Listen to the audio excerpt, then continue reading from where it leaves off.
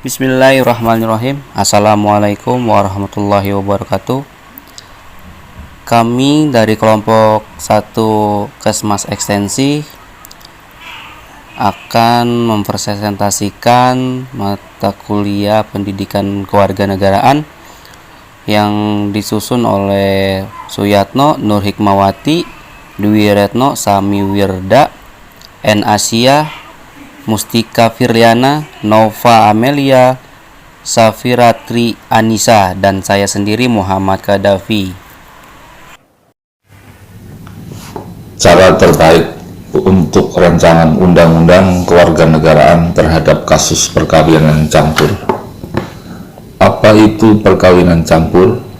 Yang dimaksud dengan perkawinan campuran adalah perkawinan antara orang-orang di Indonesia ada di bawah hukum yang berlainan, termasuk di sini perkawinan berbeda agama, berbeda kewarganegaraan, dan berbeda golongan penduduk, mengingat adanya penggolongan penduduk pada masa Hindia Belanda.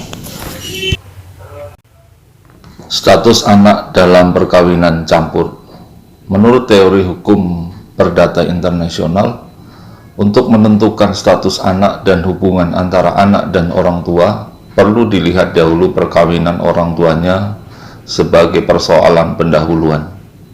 Apakah perkawinan orang tuanya syah sehingga anak memiliki hubungan hukum dengan ayahnya, atau perkawinan tersebut tidak syah sehingga anak dianggap sebagai anak luar nikah yang hanya memiliki hubungan hukum dengan ibunya. Masalah apa yang sering timbul dalam perkawinan campur?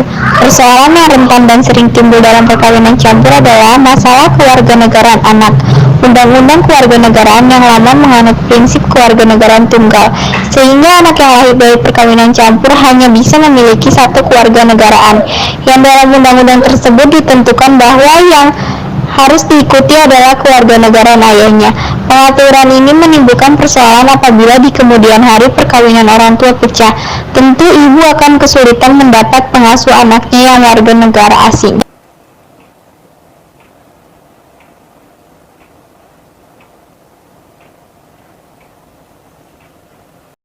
Maka dari itu, muncul adanya asas kewarganegaraan yang berdasarkan kelahiran dan asas kewarganegaraan yang berdasarkan perkawinan.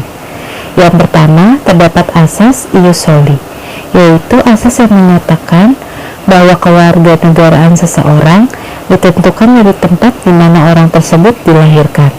Yang kedua, terdapat asas ius sanguinis, yaitu asas yang menyatakan bahwa kewarganegaraan seseorang ditentukan berdasarkan keturunan dari orang tersebut.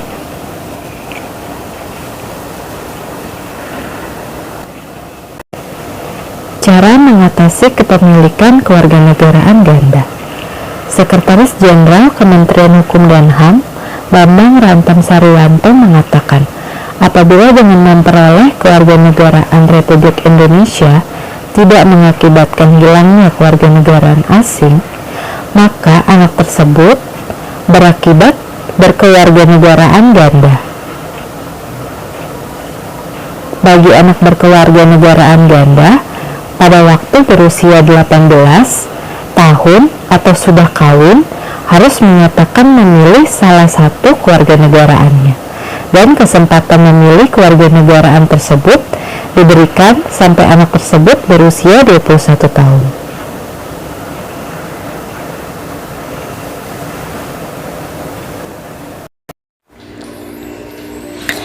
Antisipasi pemerintah terhadap akses kewarganegaraan ganda. Merujuk pada politik hukum kewarganegaraan di Indonesia saat ini, dipastikan bahwa Indonesia menganut prinsip kewarganegaraan tunggal.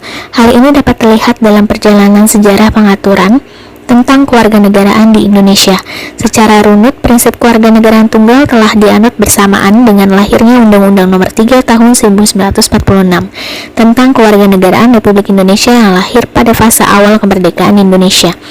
Selanjutnya, prinsip tersebut dapat terlihat dari lahirnya Undang-Undang Nomor 62 Tahun 1958 tentang Kewarganegaraan Republik Indonesia yang kemudian terakhir diperbarui melalui Undang-Undang Nomor 12 Tahun 2006 tentang Kewarganegaraan Republik Indonesia dan PP Nomor 2 Tahun 2007 tentang cara memperoleh kehilangan, pembatalan, dan memperoleh kembali kewarganegaraan Republik Indonesia.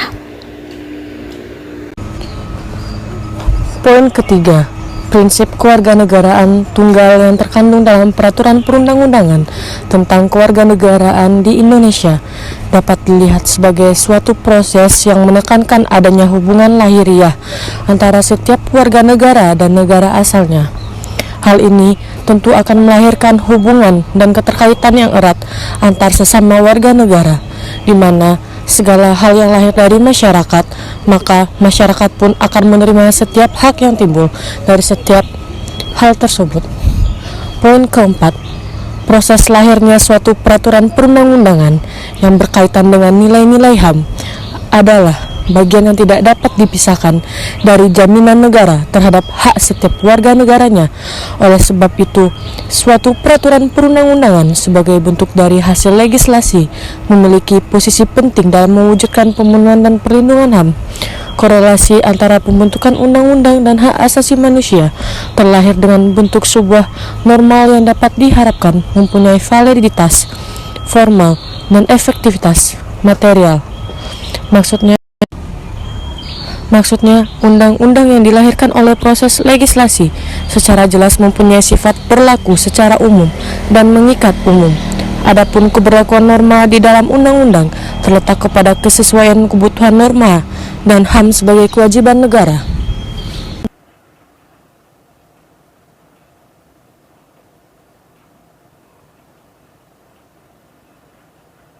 Alhamdulillahirrabbilalamin. Selesai juga presentasi dari kelompok kami.